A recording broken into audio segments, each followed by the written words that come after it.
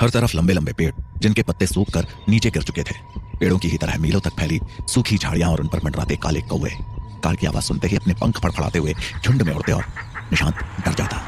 जैसे जैसे वो लोग उस जंगल में अंदर जाते जा रहे थे, जंगल और ज्यादा घना और डरावना होता जा रहा था।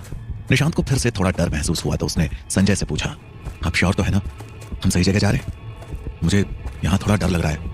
इतने घने जंगल में कौन से गुरुजी रहते होंगे? घबराओ मत, मैं पहले भी कई बार यहाँ आ चुका हूँ, संजय ने निशांत को हिम्मत देते हुए कहा। लेकिन क्यों पहले संजय यहाँ आया हुआ था ये बात ना संजय ने बताई और ना ही निशांत ने पूछी। निशांत कार चलाता रहा लेकिन उसके मन में थोड़ा डर अभी भी था। अभी वो कुछ दूर ही गए थे कि जंगल के सन्नाटे को तोड़ते हुए एक भयानक आवाज उसके कान में पड़ी। निशांत अंदर तक कांप उठा और डर की वजह से अपने आप ही कार का एक्सीलेटर जोर से दबा दिया। क्या कर रहे हो निशांत, मारोगे क्या? उल्लू की आवाज है वो, इतना भी क्या डरना? संजय ने चिल्लाकर निशांत से कहा।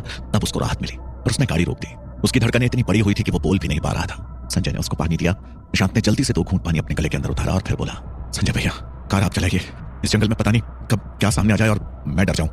निशांत कार से उतरा और साइड में जाकर बैठ गया और संजय कार चलाने लगा। निशांत अब थोड़ा रिलैक्स था। संजय उसको तांत्रिक के बारे में बता रहा था कि क्यों वो इस सुनसान जंगल में अकेले रहते हैं।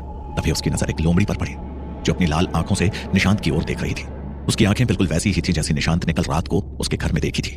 निशांत फिर से थोड़ा सा डरा और उसने संजय को इशारा करके उस लोमड़ी के बारे में बताया तो संजय ने कहा, ये गुरुजी की ही लोमड़ी है, उन्हीं के साथ रहती है और इसकी लाल आंखें बचपन से ही है। ये हमें देखकर भाग कर जाएगी और गुरुजी समझ जाएंगे कि कोई उनसे मिलने आया है। निशांत और संजय उस तांत्रिक की कुटिया में पहुंचे तो देखा तांत्रिक साधना में व्यस्त था। उसकी कुटिया में हर तरफ इंसानी खोपड़ी और हड्डियां लटकी हुई थी।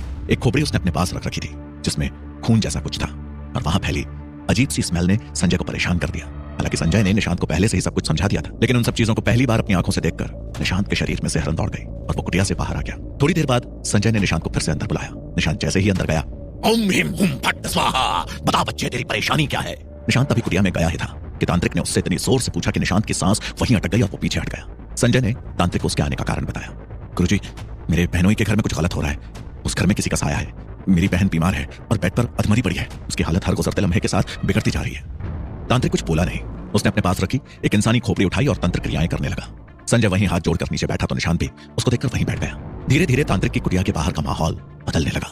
जो हवा पहले शांत थी उसमें अब अजीब अजीब आवाजें आने लगी। आसमान में काले कौवे चीखने लगे और तभी अचानक खोपड़ी से एक आग का बड़ा सारा गोला निकला और काले धुएं में बदल गया। उसमें से किसी के खुर्राने की ऐसी आवाज आ रही थी जैसे उस तांत्रिक ने किसी को बांध लिया हो और वो अपने आप को छुड़ाने की कोशिश कर रहा हो। संजय ये सब पहले भी देख चुका था, लेकिन निशांत के लिए ये सब नया था।